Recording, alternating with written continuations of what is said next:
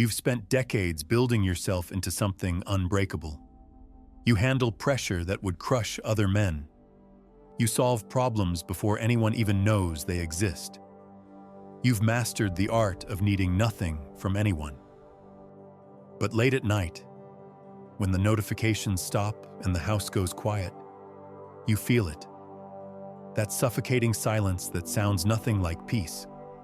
You're surrounded by people who respect you, admire you, maybe even fear you, but no one really knows you. And the truth you won't say out loud is this: you're lonely as hell, and you have no idea how it happened. This is the paradox of the strong man. You did everything right. You became self-reliant, competent, unshakable. But somewhere along the way, the armor you built to protect yourself became the cage that keeps everyone out. The world told you that strength meant independence, that needing people was weakness, that vulnerability was for those who couldn't handle reality. So you handled it. You handled everything. And now you're standing at the top of a mountain you climbed alone, wondering why the view feels so empty. There's an ancient Zen parable about a man who discovered this truth too late. His name has been lost to time, but the villagers called him the mountain warrior. This is his story, and if you listen carefully, you'll hear your own. The mountain warrior lived at the highest peak in the region, in a stone fortress he'd built with his own hands. He was a legend. Bandits avoided his territory. Warlords sent emissaries with gifts instead of threats. Young men made pilgrimages just to glimpse him training at dawn, moving through sword forms with a precision that seemed almost supernatural. He had everything a man could want: respect without question, freedom without compromise, a life built entirely on his own terms. He needed no one, and that was exactly how he wanted it. Once per year, during the spring festival, the mountain warrior would descend into the valley. The villagers would part like water as he walked through the market square, his presence commanding a silence that felt almost religious. Mothers would pull their children close. Men would nod with deference and avoid eye contact. He would purchase supplies, rice, oil, iron for repairs, and then disappear back into the mountain before sunset. The entire transaction would occur in near silence. No pleasantries, no conversation, just the exchange of goods and the weight of unspoken awe. But here's what no one knew. Every year, as the mountain warrior made that descent, there was a moment, brief, barely perceptible, where he would slow his pace. He would pass by the festival gathering, where families sat on blankets sharing food, where old friends embraced, where children ran wild between the lanterns. And for just a heartbeat, he would watch. Not with judgment or contempt, but with something else. Something that looked almost like longing. Then he would adjust his sword, straighten his shoulders, and continue walking. Because mountain warriors don't long for anything. They've transcended such needs, haven't they? On his 37th descent, something unexpected happened. As the warrior approached the tea stall to purchase his usual supplies, an old man stepped directly into his path. The crowd gasped. No one approached the mountain warrior uninvited. No one dared. But this old man seemed utterly unconcerned with danger, protocol, or reputation. His eyes were clouded with blindness, and he held a simple wooden cane.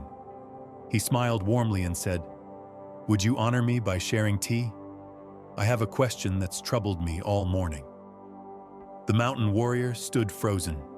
Every instinct told him to decline, to maintain distance, to preserve the boundary that kept his world ordered and safe. But something about the old man's blindness, his complete lack of fear, created a strange opening. Without the weight of eyes that judged or measured, the warrior felt an unfamiliar sensation: curiosity.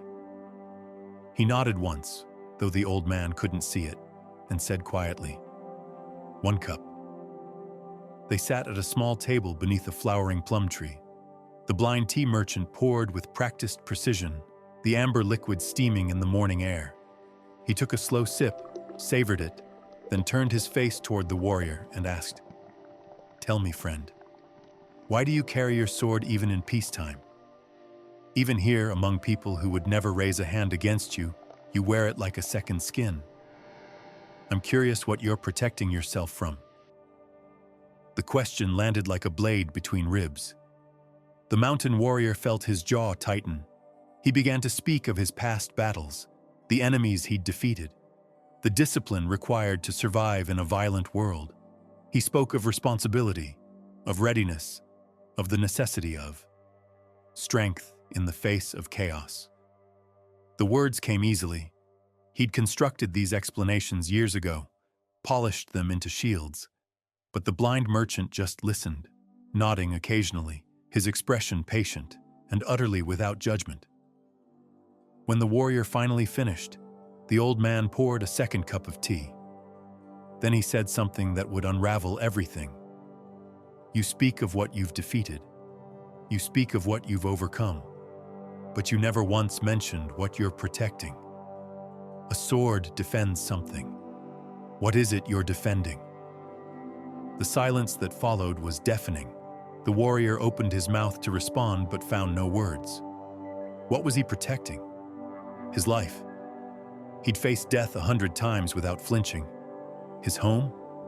The fortress was impenetrable. His reputation? That required no defense. It preceded him everywhere. So what then? The blind merchant smiled gently. Perhaps the sword isn't protecting anything at all. Perhaps it's simply keeping people at a distance. And perhaps you've carried it so long, you've forgotten what it feels like to sit without it.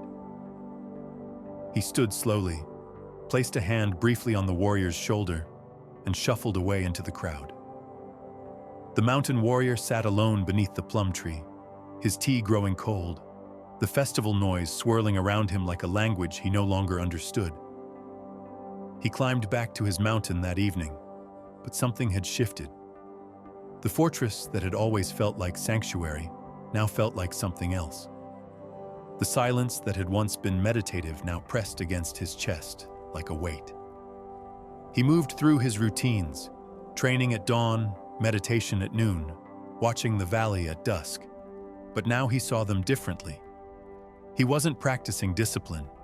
He was practicing distance. Every perfect sword form was another brick in the wall. Every hour of solitary meditation was another lock on the gate. He had built a life of such perfect self-sufficiency that no one could reach him. Not enemies, not friends, not even himself. Weeks passed. The warrior continued his routines, but the blind merchant's question haunted him like a splinter beneath the skin. One morning, instead of training, he sat at the edge of his fortress and watched the sun rise over the valley. He watched farmers working their fields in pairs, calling to each other across the rows. He watched children racing toward the schoolhouse, their laughter carried on the wind. He watched an old couple walking slowly through their garden, moving in that synchronized rhythm that comes only from decades of shared life. And he understood, finally, what he had sacrificed for his strength. He had respect, but no one knew his name, only his title. He had freedom, but no one to share it with. He had conquered every external enemy, but he had never faced the one that mattered most. His own fear of being truly seen, not as the mountain warrior, not as the legend, but as a man who still remembered what it felt like to be uncertain, to be hurt, to need something he couldn't provide for himself. That man was still there, buried beneath decades of armor, and he was suffocating. The next morning, the mountain warrior did something he hadn't done in 20 years. He descended the mountain without his sword. His hands felt strange and empty. His shoulders felt exposed. Every step felt like walking into battle unarmed. But he continued down the path until he reached the tea stall where the blind merchant sat, preparing the morning's first pot. The old man heard his footsteps and smiled. "I wondered when you'd return." The warrior stood there, vulnerable in a way that no blade had ever made him feel, and asked the question he'd been too afraid to voice. Teach me how to sit without my sword. Teach me how to be strong without being alone. The blind merchant gestured to the empty seat across from him. You already know how, friend. You're doing it right now. Strength isn't the absence of need. It's the courage to admit you have it. Now sit. Let's have tea. And this time tell me who you are, not what you've defeated.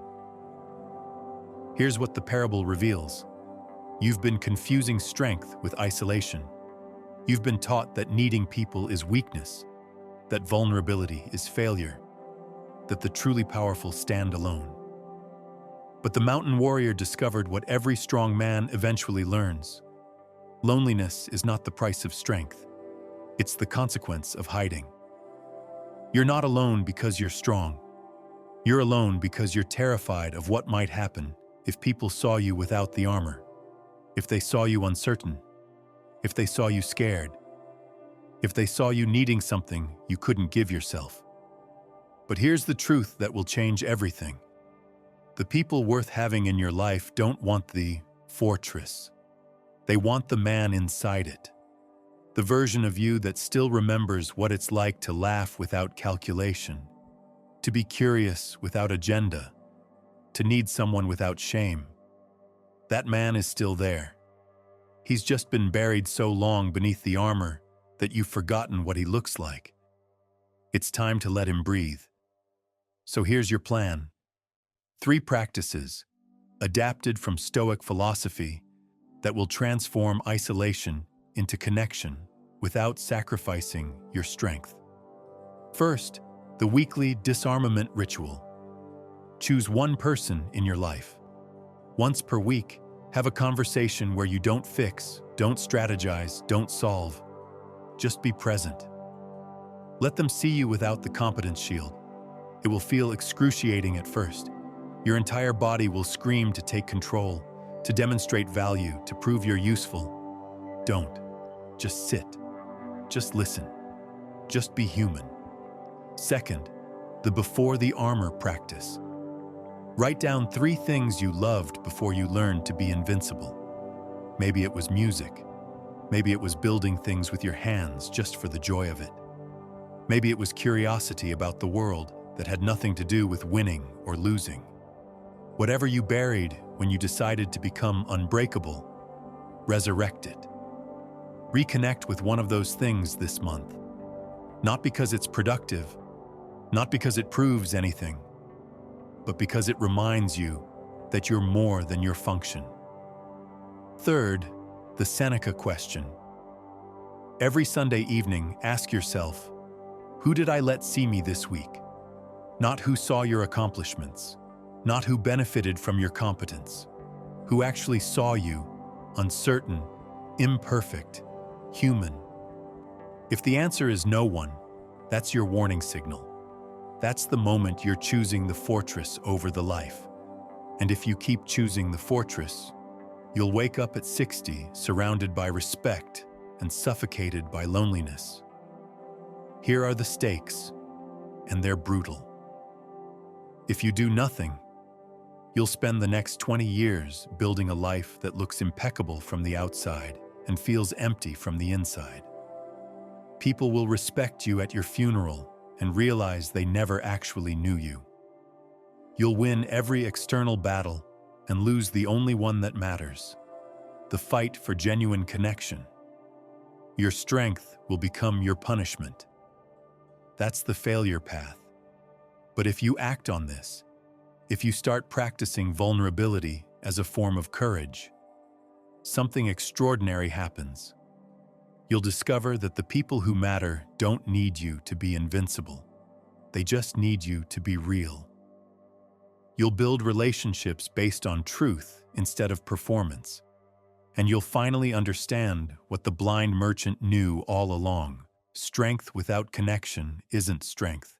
It's just a beautifully constructed prison. But this is only half the truth. To truly master the art of strength without loneliness, you must understand the deeper pattern that's been controlling your life.